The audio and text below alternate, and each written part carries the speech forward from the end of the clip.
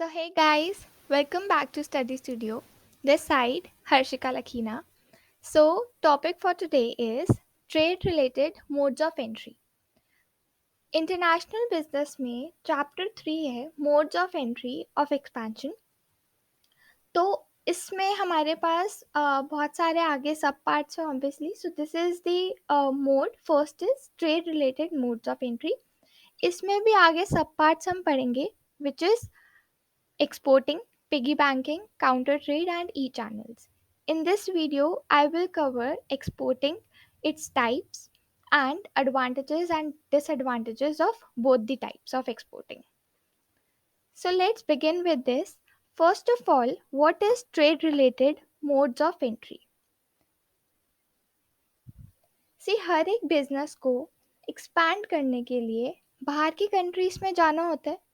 तो जब वो बाहर जाके अपने ट्रेड को एक्सपैंड करती है तब उसको बोलते हैं ट्रेड रिलेटेड मोड्स। तो entry modes that employ some form of trade to expand business are termed as trade related modes. In this trade related modes,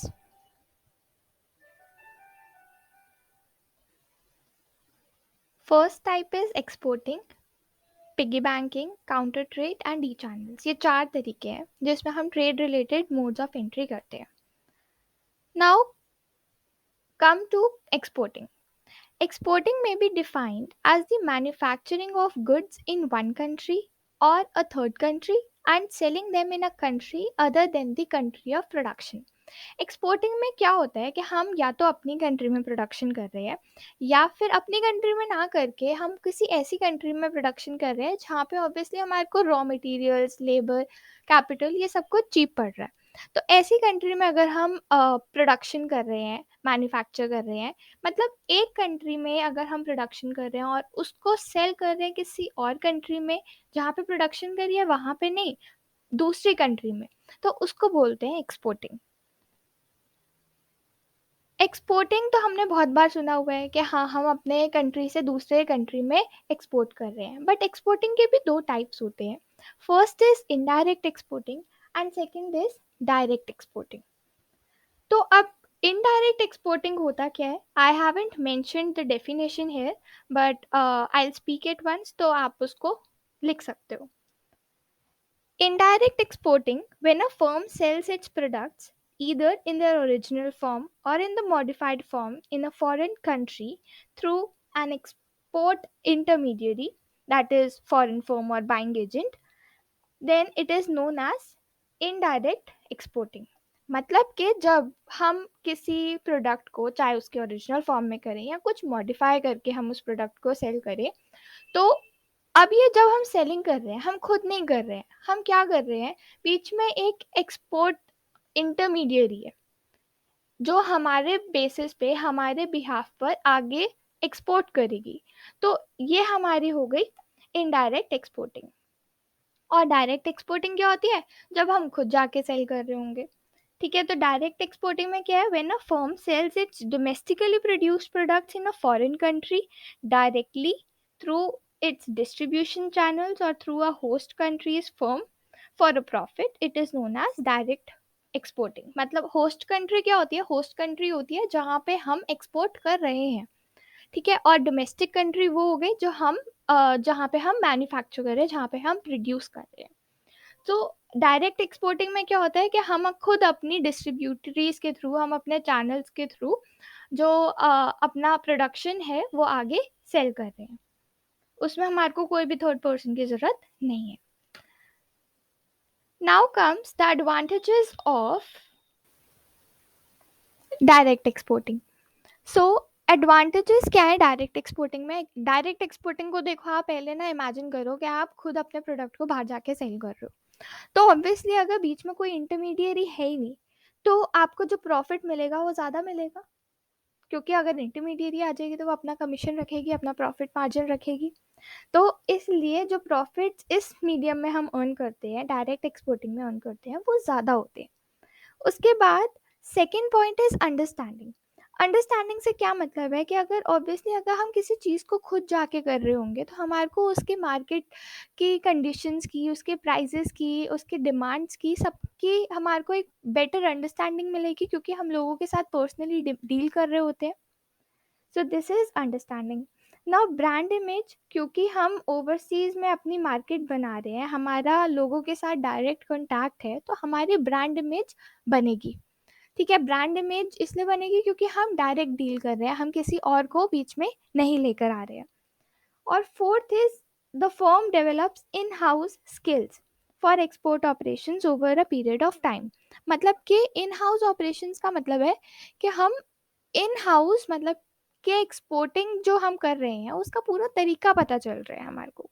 अगर हम एक ही चीज़ बार बार करते जाएंगे, अगर हम खुद जाके घुसेंगे और सारी चीज़ें सारी डिटेल्स को समझेंगे, तो ऑब्वियसली हमारे पास वो स्किल्स आ जाएंगे, तो that is known as in house skills. So these are the advantages of direct exporting. Now comes to disadvantages of direct exporting.